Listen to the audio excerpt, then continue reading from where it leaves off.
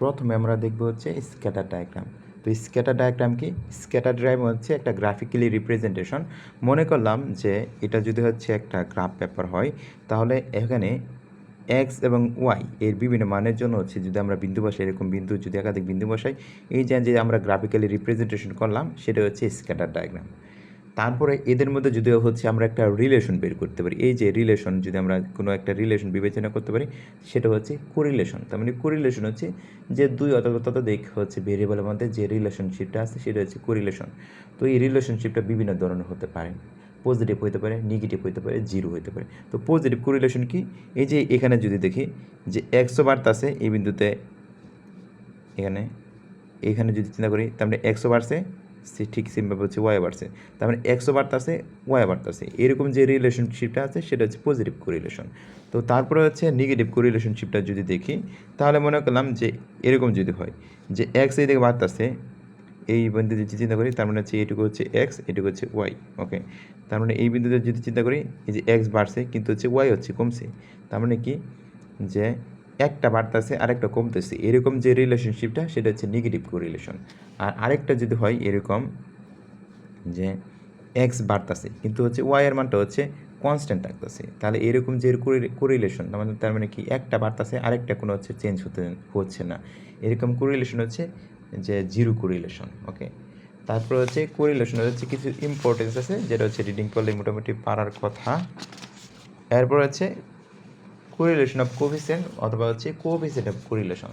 তার মানে যদি এরকম হয় যে এই যে এদের যে সম্পর্কটা, এটা সম্পর্কটা যদি হচ্ছে একটা লিনিয়ার রিলেশন হয়, তাহলে তাদের যে সম্পর্কের যে মাত্রাটা আছে, এই মাত্রাটা হচ্ছে কোফিসিয়েন্ট অফ কোরিলেশন দ্বারা প্রকাশ করা হয়।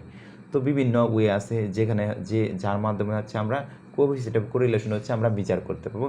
তো প্রথমত একটা ওয়ে যেটা দেখলাম যে স্ক্যাটার ডায়াগ্রামের মাধ্যমে আমরা বের করলাম, স্ক্যাটার ডায়াগ্রাম মেথড আছে। পরে কার্ল পিয়ারসন মেথড আছে, যেটা হচ্ছে মোস্ট পপুলার আর কি, লিনিয়ার রিলেশনশিপ বের করার জন্য সবচেয়ে পপুলার হচ্ছে কার্ল পিয়ারসন মেথড। তারপরে স্পিয়ারম্যানস হচ্ছে র্যাঙ্ক মেথড আছে, যেখানে র্যাঙ্কিং ডাটাগুলো হচ্ছে ক্লাসিফাই করা হয়। আরেকটা আছে লিস্ট স্কোয়ার মেথড, যেখানে হচ্ছে যে পরিসংখ্যান বা ইকোনমিক্সের ডাটাগুলো হচ্ছে মূলত সেখানে হচ্ছে সেগুলো নিয়ে আলোচনা করা হয়। তাহলে হচ্ছে কার্ল পিয়ারসন কোরিলেশন কোএফিসিয়েন্ট, তো এটার হচ্ছে সূত্রটা হচ্ছে একদম মুখস্থ করতে হবে, যেখানে হচ্ছে যে আর দ্বারা প্রকাশ করা হয়। আর হচ্ছে যে কার্ল পিয়ারসন কোএফিসিয়েন্ট বা কোরিলেশন, আর হচ্ছে যে সামেশন অফ হচ্ছে এক্স আই মাইনাসের এক্স বার ইন্টু হচ্ছে ওয়াই আই মাইনাসের ওয়াই বার বাই হচ্ছে রুট ওভার অফ ওই সামেশন অফ হচ্ছে এক্স আই মাইনাসের এক্স বার স্কোয়ার ইন্টু হচ্ছে সামেশন অফ ওয়াই আই মাইনাসের ওয়াই বার স্কোয়ার। সূত্র তাহলে হচ্ছে Karl Pearson coefficient of correlation, যেখানে হচ্ছে আর, এই আর নির্ণয় সূত্র হচ্ছে এইটা সূত্র। এরপরে হচ্ছে সূত্রে আরও হচ্ছে ব্যাখ্যা আছে, যেখানে হচ্ছে পরের লাইনটা আছে যে আরকে হচ্ছে এভাবে প্রকাশ করা যায়, যেটা হচ্ছে যে এসপি এক্স ওয়াই, তার মানে sum of the product of x Y, তারপর summation of X I Y I মাইনাসের হচ্ছে summation of X I Y I বাক এন, নিচে হচ্ছে সামেশন অফ এক্স আই মাইনাসের হচ্ছে summation of X I whole square বাঘ হচ্ছে এন ইন্টু হচ্ছে ওয়াইয়ের টু। ঠিক আছে, এটার হচ্ছে যদি মানে আমরা বাঙাইলে হচ্ছে এই ফর্মে চলে আসে, অথবা এর থেকেও যদি আরও যদি বাঙাই, তাহলে সেটাকে হচ্ছে ওই যে সংক্ষেপে যদি লিখি, তাহলে লেখা যায় হচ্ছে যে এসপি এক্স ওয়াই বাই হচ্ছে root over of S S X into হচ্ছে এস এস ওয়াই। তাহলে এসপি হচ্ছে sum of the product of x Y by হচ্ছে root over of sum of square X into sum of square Y. Okay, তারপরে হচ্ছে এই যে আর এর যে মানটা আমরা দেখলাম, মানে হচ্ছে আর এর যে বের করলাম, এখন হচ্ছে আর এর মনে করলাম যে হচ্ছে আমরা আমাদের বিভিন্ন ভ্যালু দেওয়া আছে, প্র্যাকটিক্যাল খাতায় হচ্ছে আমরা করছি এই মানে ম্যাথগুলো। তো বিভিন্ন ধরনের ভ্যালু আসে, আর এর মান হচ্ছে সেটা আসতে পারে হচ্ছে যে এই প্লাসের 1 থেকে মাইনাসের 1 পর্যন্ত বিভিন্ন ভ্যালু আসতে পারে। তো এই বিভিন্ন ভ্যালুর উপর ভিত্তি করে হচ্ছে বিভিন্ন ধরনের হচ্ছে কমেন্ট লেখা যায়। যেমন হচ্ছে আর এর মান যে প্লাসের 1 বলি, তার মানে হচ্ছে যে আমরা যেটা প্রথমে দেখলাম যে এক্সও বাড়তেছে ওয়াইও বাড়তেছে, তার মানে পজিটিভ কোরিলেশন। হ্যাঁ, তার মানে হচ্ছে যেটা হচ্ছে আর এর মান যদি প্লাসের 1 বলি তাহলে সেটা হচ্ছে পারফেক্ট পজিটিভ কোরিলেশনশিপ, সেটা দেওয়া আছে। তারপরে হচ্ছে আর এর মান যদি হচ্ছে তার মানে মাইনাসের 1 বলি তার মানে কি পারফেক্ট নেগেটিভ কোরিলেশনশিপ। তারপরে বিভিন্ন ভ্যালু দেওয়া আছে যে আর এর মান হচ্ছে 0.91 থেকে 0.99 হলে সেটা হচ্ছে স্ট্রং কোরিলেশনশিপ। এটা হচ্ছে মানে মানগুলো হচ্ছে মুখস্থ করা লাগবে, কারণ হচ্ছে পরীক্ষার হল হচ্ছে পরীক্ষার খাতায় হচ্ছে মূলত হচ্ছে আর এর মান দেওয়া থাকবে, সেখান থেকে কমেন্টটাই আসে মূলত। ওকে, তার মানে হচ্ছে আর এর মানগুলো আমরা দেখে নেব যে আর এর মান 0.5 থেকে 0.9 হলে সেটা হচ্ছে পজিটিভ কোরিলেশনশিপ। তার মানে 1টা 2টা 3টা 4টা 5টা 0 হলে তো কোনো কোরিলেশনশিপই নাই, 6টা এরকম আর কি কয়েকটা মান আছে, মানগুলো হচ্ছে মুখস্থ করে নেব। তারপর হচ্ছে সেখানে হচ্ছে বিভিন্ন ধরনের অ্যাজাম্পশন আছে। কার্ল পিয়ারসন মেথডের অ্যাজাম্পশন যদি বলি যে প্রথমত হচ্ছে এদের মধ্যে একটা লিনিয়ার রিলেশনশিপ থাকতে হবে, প্রথম যে শর্তটা। 2 নম্বর হচ্ছে নর্মালিটি, মানে হচ্ছে মানগুলো হচ্ছে একটা নির্দিষ্ট মানের কাছাকাছি থাকতে হবে। মনে করি যদি গড় চিন্তা করি তার মানে হচ্ছে গড়ের মান কি, যে সবগুলা ভ্যালু দেওয়া থাকে সেই ভ্যালুগুলা কাছাকাছি, সবগুলোর মানে কাছাকাছি হচ্ছে গড় মান। তার মানে গড় মান হচ্ছে এমন একটা মান যেখানে হচ্ছে যে মানটা হচ্ছে সবগুলো ভ্যালুর কাছাকাছি। এরকম হচ্ছে যে ওই কার্ল পিয়ারসন মেথডে হচ্ছে সবগুলো ভেরিয়েবলের মানগুলো একটা নির্দিষ্ট মানের আশেপাশে থাকতে হবে এবং হচ্ছে এদের মধ্যে একটা কোজুয়াল রিলেশনশিপ থাকতে হবে, অর্থাৎ দুইটা ভেরিয়েবলের মধ্যে মিনিংফুল একটা রিলেশনশিপ থাকতে হবে। এমন রিলেশনশিপ দিলাম যে একটা আরেকটার সাথে মিনিংফুল না, তাহলে হচ্ছে সেক্ষেত্রে হবে না। এটা হচ্ছে একটু পরে হচ্ছে আমরা এক্সাম্পলের মাধ্যমে আমরা পড়বো। তারপরে প্রপার্টিস পড়বো যে এই যে আর এর মান হচ্ছে -1 থেকে +1 পর্যন্ত আছে। এরপর হচ্ছে যে এটা হচ্ছে যে অরিজিন এবং হচ্ছে স্কেল চেঞ্জ করলে এটা হচ্ছে কোরিলেশনটা একই থাকে আর কি। পরতে হচ্ছে যে এই আর এর হচ্ছে যে রিগ্রেশন কোএফিসিয়েন্ট জিওমেট্রিক মিন। তারপর আরও দেখবো যে ভেরিয়েবলগুলো যদি ডিপেন্ডেন্ট হয় তার মানে হচ্ছে R of x Y equal to হচ্ছে আর অফ ওয়াই এক্স। আচ্ছা, এখানে হচ্ছে আর অফ ওয়াই এক্স যদি চিন্তা করি তার মানে আর অফ এক্স ওয়াই যদি চিন্তা করি তার মানে হচ্ছে এটা হচ্ছে এক্সের উপর ওয়াই এর রিগ্রেশন কোএফিসিয়েন্ট এরকম। এখানে যদি চিন্তা করি বি অফ এক্স ওয়াই তার মানে হচ্ছে যেটা হচ্ছে যে আগে থাকবে সেটার রিগ্রেশন কোএফিসিয়েন্ট, তার মানে হচ্ছে এক্স এর উপর ওয়াই এর রিগ্রেশন কোএফিসিয়েন্ট। কি বললাম যে যেটা হচ্ছে পরে থাকবে আর কি ওইটা রিগ্রেশন কোএফিসিয়েন্ট, তার মানে বি অফ এক্স ওয়াই তার মানে কি এক্স এর উপর ওয়াই এর রিগ্রেশন কোএফিসিয়েন্ট, তার মানে বি অফ ওয়াই এক্স তার মানে হচ্ছে কি ওয়াই এর উপর এক্স এর রিগ্রেশন কোএফিসিয়েন্ট। তো রিগ্রেশন যখন পড়বো তখন হচ্ছে এই বিষয়টা আরও ক্লিয়ার হয়ে যাবে।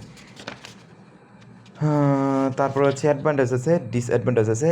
এটা তো মোটামুটি পড়লেই পারার কথা, তাও হচ্ছে যদি বলি যে most popular mathematical method summarise হচ্ছে ওয়ান বাল্ব হয়তো।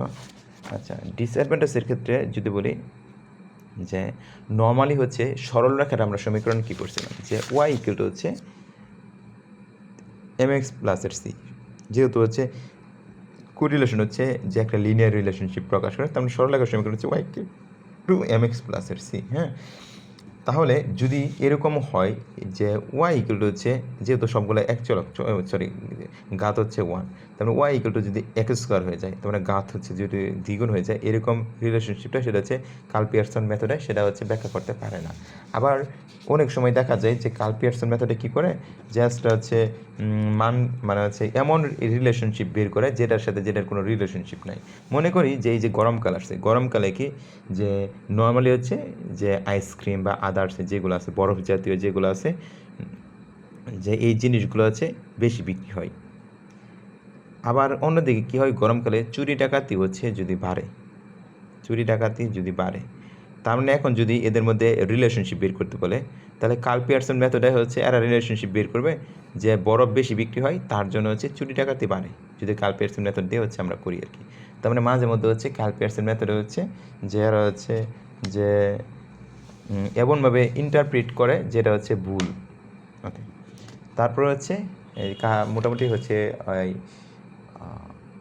কোরিলেশন গেল। তারপর হচ্ছে রিগ্রেশন হচ্ছে যে এরকম যদি হয়, মনে করলাম যে আমরা জানি সরলরেখার সাধারণ সমীকরণ হচ্ছে ওয়াই ইকুয়াল টু হচ্ছে এম এক্স প্লাসের সি, যেখানে আমরা জানি যে হচ্ছে এক্সের বিভিন্ন মান বসানোর পর হচ্ছে ওয়াইয়ের মানটা হচ্ছে আসবে আর কি। তার মানে কি যে এই যে এটা হচ্ছে ডিপেন্ডেন্ট ভেরিয়েবল, এটা হচ্ছে একটা ইন্ডিপেন্ডেন্ট ভেরিয়েবল, তার মানে হচ্ছে সরি, এটা হচ্ছে ইন্ডিপেন্ডেন্ট ভেরিয়েবল, এটা হচ্ছে ডিপেন্ডেন্ট ভেরিয়েবল। তার মানে কি, যে একটা ইন্ডিপেন্ডেন্ট ভেরিয়েবলের কারণে ডিপেন্ডেন্ট ভেরিয়েবলের যে কতটুকু চেঞ্জ হচ্ছে, সেই চেঞ্জটুকু পরিমাণ হচ্ছে যে রিগ্রেশন। মনে করি হচ্ছে যে ওয়াই ইকুয়াল টু হচ্ছে যে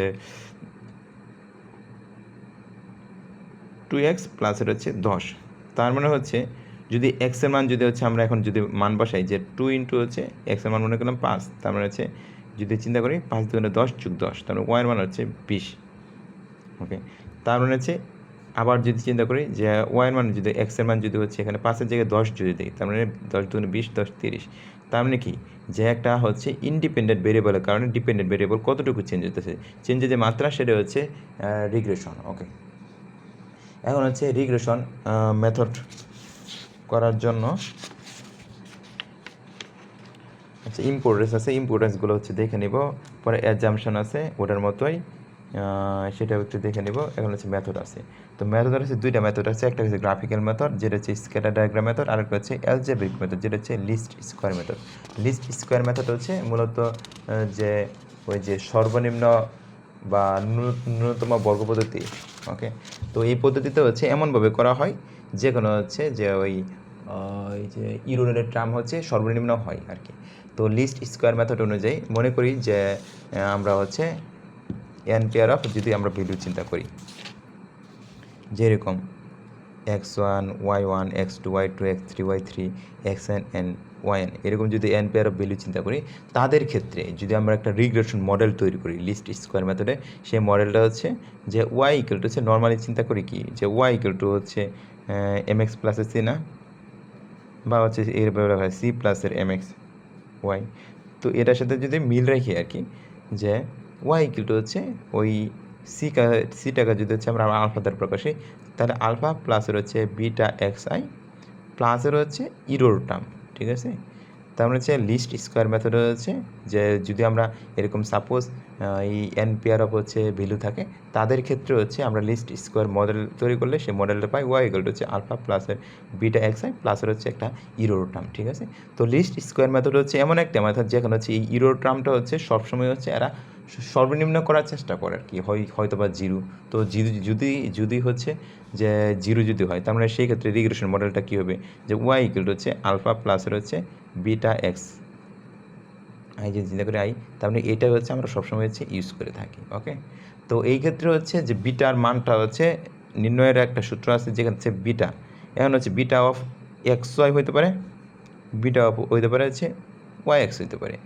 তার মানে আমরা হচ্ছে যে একটু আগে হচ্ছে বললাম যে ওই যখন হচ্ছে প্রপার্টিস পড়তেছিলাম ওই কোরিলেশন কোএফিসিয়েন্টের, সেক্ষেত্রে হচ্ছে আমরা বলছিলাম যে বিটা অফ হচ্ছে এক্স ওয়াই মানে কি এক্সের উপর ওয়াই এর রিগ্রেশন কোএফিসিয়েন্ট। তার মানে বিটা অফ এক্স ওয়াই মানে হচ্ছে যে এক্সের উপর ওয়াই এর রিগ্রেশন কোএফিসিয়েন্ট, তার মানে হচ্ছে ওয়াই এর রিগ্রেশন কোএফিসিয়েন্ট যেহেতু, তার মানে ওয়াই এর টার্মটা নিচে থাকবে। আর বিটা অফ এক্স ওয়াই মানে যদি বলি যে আচ্ছা এক্স ওয়াই গেল, বিটা অফ ওয়াই এক্স মানে কি, তার মানে বিটা অফ ওয়াই এক্স হচ্ছে যে ওয়াই এর উপর এক্স এর রিগ্রেশন কোএফিসিয়েন্ট, তার মানে যেটা পরে থাকতো সেটা হচ্ছে regression coefficient. Beta of x y মানে হচ্ছে যে এক্স এর উপর ওয়াই এর regression coefficient, beta of y x হচ্ছে যে ওয়াই এর উপর এক্স এর রিগ্রেশন কোএফিসিয়েন্ট। এখন যদি বিটা নির্ণয়ের যদি হচ্ছে আমরা সূত্র দেখি, হ্যাঁ, তার মানে হচ্ছে বিটা অফ যদি এইটা যদি বসাই যে বিটা অফ ওয়াই এক্স, তার মানে কি উপরে যেটা আসলো কোরিলেশনের মতো কোরিলেশনই থাকবে, যে হচ্ছে এক্স আই মাইনাসের এক্স বার ইন্টু হচ্ছে ওয়াই আই মাইনাসের ওয়াই বার বাই হচ্ছে আগে ছিল রুট ওভার অফ, এখানে রুট ওভার অফ না, সামেশন অফ হচ্ছে এক্স আই মাইনাসের হচ্ছে এক্স বার হোল স্কয়ার, যেহেতু হচ্ছে ওয়াইয়ের উপর এক্সের রিগ্রেশন কোএফিসিয়েন্ট। এখন যদি এটা যদি বলতাম তাহলে এই সূত্রটা হচ্ছে উপরে সেমি থাকতো, নিচে হইতো ওয়াই আই মাইনাসের ওয়াই বার হোল স্কয়ার, কি দুইটা সূত্র চেঞ্জ। তো এটার পরের ফর্ম তো হচ্ছে আমরা জানি মোটামুটি ইয়েতে পড়লাম। ওকে, এখন হচ্ছে যে এটুকু হচ্ছে মোটামুটি গেল। এখন যদি হচ্ছে আমরা মোটামুটি হচ্ছে এইটুকুই পড়া আর কি।